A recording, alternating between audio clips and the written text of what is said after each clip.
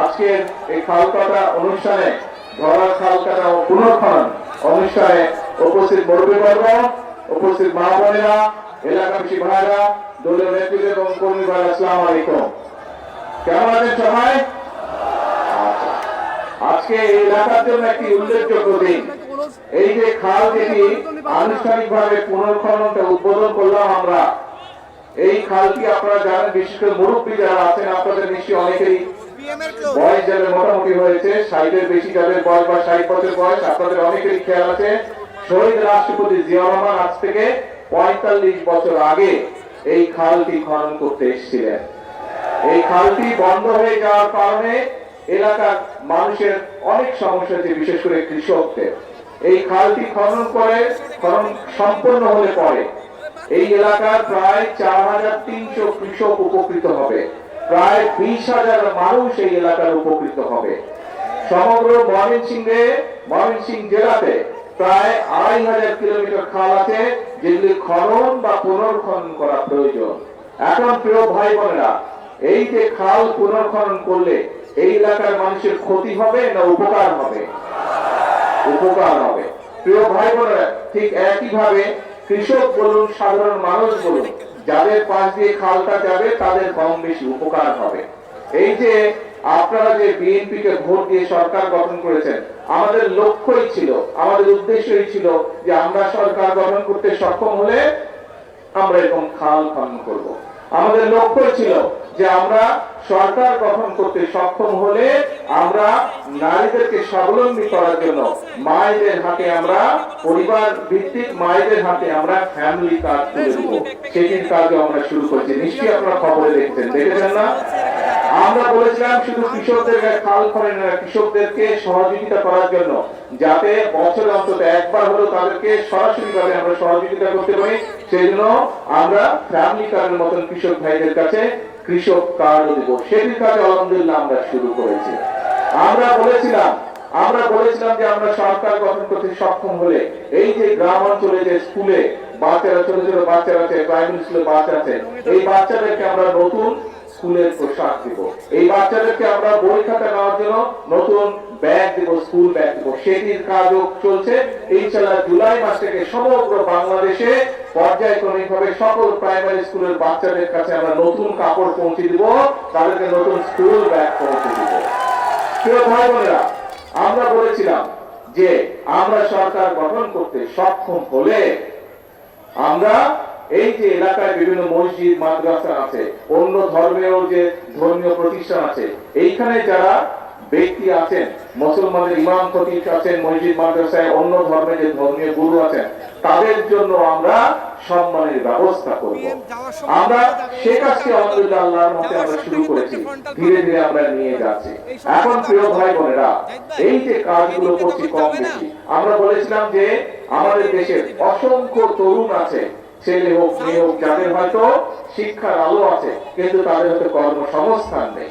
আমরা বলেছিলাম যে আমরা সরকার গঠন করতে পারলে আমরা ধীরে ধীরে আমরা সমগ্র বাংলাদেশে যে আমাদের ভোকেশনাল ইনস্টিটিউশন আছে এইগুলোকে জোরদার করব। প্রয়োজন হলে আমরা নতুন ব্যবস্থা নেব, যাতে করে আমাদের ছেলেরা, আমাদের মেয়েরা টেকনিক্যাল নলেজটা তারা পেতে পারে এবং দক্ষ মানুষ হিসেবে গড়ে উঠতে পারে, ফলে দেশি হোক বিদেশি হোক, যাতে করে তাদের কর্মসংস্থানের ব্যবস্থা করতে পারে। এই কাজও পর্যায়ক্রমিক ভাবে আমরা শুরু করেছি। এখন প্রিয় ভাই, এখন প্রিয় ভাই বোনেরা,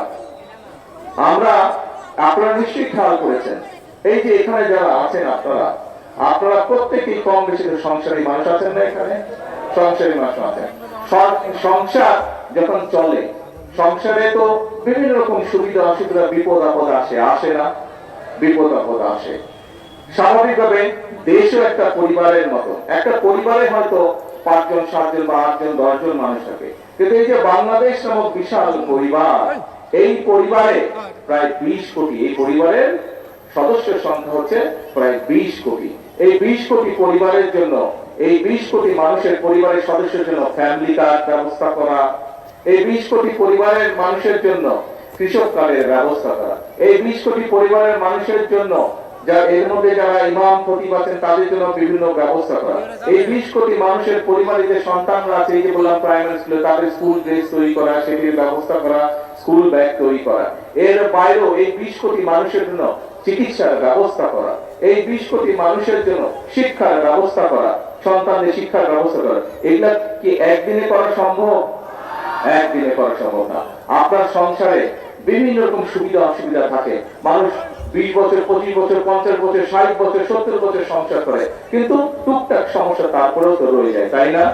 এখন সংসারে যেমন সমস্যা থাকে, দেশেও সমস্যা থাকে, কিন্তু আমরা যদি সকলে ঐক্যবদ্ধ থাকি, তাহলে এই যে আমি জিজ্ঞেস করলাম আপনাদেরকে, খাল খনন যদি আমরা করতে পারি, তাহলে উপকারটা কাদের হবে? আপনাদের উপকার হবে না ক্ষতি?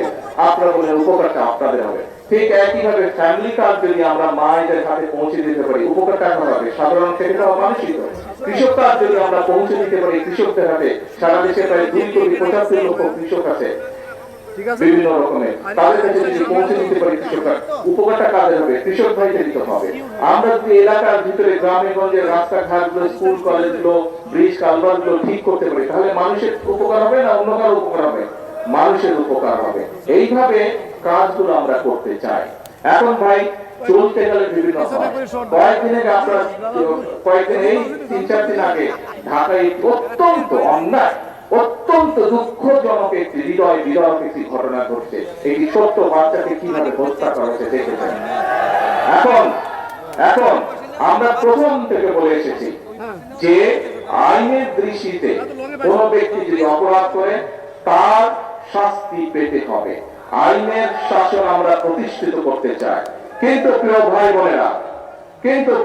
বোনেরা, আপনি যখন কোনো কাজ করেন, সেটি আপনার নিজের কাজ হোক, কৃষি কাজ হোক, সেটি যে কোনো কাজ হোক না কেন, সংসারের কাজ হোক, একটা নিয়ম কারণ আছে না? যে কোনো কাজ করতে তো কাজের একটা নিয়ম কারণ আছে। এই নিয়ম কারণটাকে মেনে নিয়ে তো কাজটা করতে হয়, তাই নয় কি? আপনি যদি হাঁস পালেন, গরু পালেন, ছাগল পালেন, ধান চাষ করেন, সবজি শাকসবজি চাষ করেন, তাতেও তো নিয়ম আছে। কখন আপনি বীজ বুনবেন, কখন আপনি পানি দিবেন, কখন আপনি সার দিবেন, নিয়ম কারণ আছে না? ঠিক যে কোনো অন্যায়কারীর তাকে শাস্তি দিতে হলে, তাকে তার বিচার করতে হলে সরকারের কতগুলো নিয়ম কারণ আছে। এখন আমরা খেয়াল করছি প্রিয় ভাই বোনেরা, গত কয়েকদিন ধরে কিছু সংখ্যক মানুষ, আপনারাও খেয়াল করেছেন, পত্র পত্রিকায় দেখেছেন, আপনারা রেডিও টিভিতে দেখেছেন, আপনারা কিছু সংখ্যক মানুষ একটা পরিস্থিতি তৈরি করার চেষ্টা করছে। রাস্তাঘাট বন্ধ করে দিচ্ছে, যানবাহন চলাচল বন্ধ করে দিচ্ছে, এখানে আগুন ধরাচ্ছে, ওখানে উত্তেজনা সৃষ্টি করছে। এই কাজগুলো যারা তারা করে, তাহলে আপনারা কি মনে করেন, প্রথমেই কি আইনের শাসনকে তারা বাধাগ্রস্ত করছে না?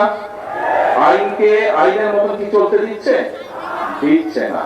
প্রিয় ভাই বোনেরা, আমরা খেয়াল করে দেখেছি যে এই যে অন্তর্বর্তীকালীন সরকার যখন ক্ষমতায় ছিল, এই 12 তারিখের নির্বাচনের আগে অন্তর্বর্তীকালীন সরকার ছিল, সেই সময় আমরা দেখেছি দেশে কয়েকটি দুঃখজনক এরকম অন্যায় ঘটেছে। সেই অন্যায় যখন ঘটেছে, আমি নিজে সেই সকল বাচ্চার মায়েদের সাথে কথা বলেছিলাম। আমাদের দলের আইনজীবী, আমাদের দলের চিকিৎসকরা গিয়ে সেই চিকিৎসা দিয়েছে, আইনজীবীরা গিয়ে সেই আইন সহায়তা করেছিল। কিন্তু তখন আজকে যেই সকল ব্যক্তিরা হইচই করছে, রাস্তা অবরোধ করছে, বড় বড় কথা বলছে, সেদিন কিন্তু তাদেরকে আমরা মাঠে দেখিনি। সেদিন কিন্তু তাদেরকে আমরা দেখিনি যে তারা অবরোধ করেছে। তাহলে কি আমরা ধরে নেব আজকে যেহেতু জনগণকে 12 তারিখের নির্বাচনে বাংলাদেশের জনগণ যেহেতু বিএনপি কে ভোট দিয়ে সরকার গঠন করতে ক্ষমতা দিয়েছে, সেই জন্যই তাদের জ্বালা হচ্ছে, এবং এই জ্বালার কারণেই তারা এইসব কর্মকাণ্ড করছে। তাই তো আমরা ধরে নেব, তাই নয় কি? আপনারা চিন্তা করে দেখেন প্রিয় ভাই বোনেরা, যারা এই রকম পরিস্থিতি তৈরি করতে চেষ্টা করছে, তারা কিন্তু কৃষককে নিয়ে কোনো কথা বলে না। যারা একটা ঘোলাটে পরিস্থিতি তৈরি করতে চেষ্টা করছে, তারা দেশের মানুষের কর্মসংস্থান নিয়ে কোনো কথা বলে না।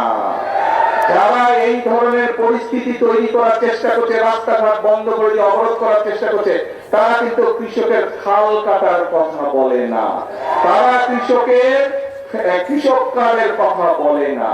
যারা এই ধরনের অরাজক পরিস্থিতির সৃষ্টি করার চেষ্টা করছে, তারা কিন্তু ছোট ছোট গ্রামের মাসুম বাচ্চারা কিভাবে স্কুলে খালি পায় যায় সেই দিকে তাদের খেয়াল নাই, তাদেরকে নতুন পোশাক দেওয়ার কথা বলে না।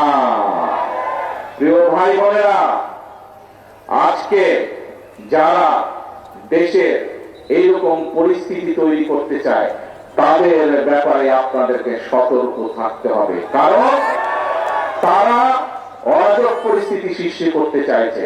তারা যদি অরাজক পরিস্থিতি সৃষ্টি হয়, এই খাল কাটা বন্ধ হয়ে যাবে সারা বাংলাদেশে। ক্ষতিগ্রস্ত কে হবে?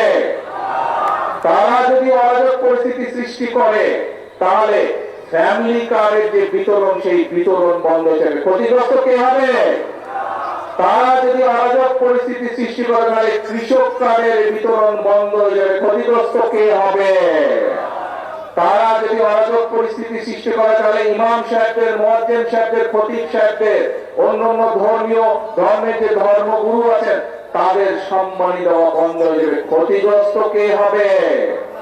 প্রিয় ভাই বোনেরা, তারা যদি অরাজক পরিস্থিতি সৃষ্টি করে রাস্তাঘাট বন্ধ করে তাহলে গ্রামের বাচ্চাদেরকে যে আমরা নতুন স্কুল ড্রেস দিতে চাইছি, গ্রামের বাচ্চাদেরকে যে স্কুল ব্যাগ দিতে চাইছি, সেই প্রক্রিয়া বন্ধ হয়ে যাবে। ক্ষতিগ্রস্ত কে হবে? গ্রামের বাচ্চারা হবে। প্রত্যেকটি ক্ষেত্রে তাদের সেই অরাজক পরিস্থিতির কারণে ক্ষতিগ্রস্ত হবে গ্রামে বসবাসকারী খেটে খাওয়া মানুষ। প্রিয় ভাই বোনেরা, সেই জন্যই আজকে আমাদেরকে সতর্ক হতে হবে।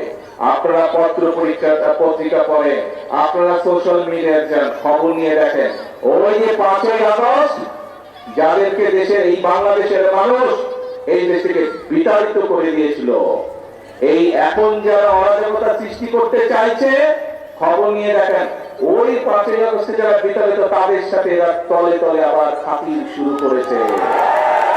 যেইভাবে 96 সালে করেছিল, যেইভাবে 86 সালে করেছিল, তাদের সাথে নতুন কয়েকটি লেজও গজিয়েছে, সুন্দর ছোট ছোট লেজও গজিয়েছে। প্রিয় ভাই বোনেরা, কাজেই আমরা এই দেশ থেকে স্বৈরাচারকে বিদায় করেছি। বাংলাদেশের জনগণ রাজপথে নেমে স্বৈরাচারকে বিদায় করেছে এই দেশ থেকে।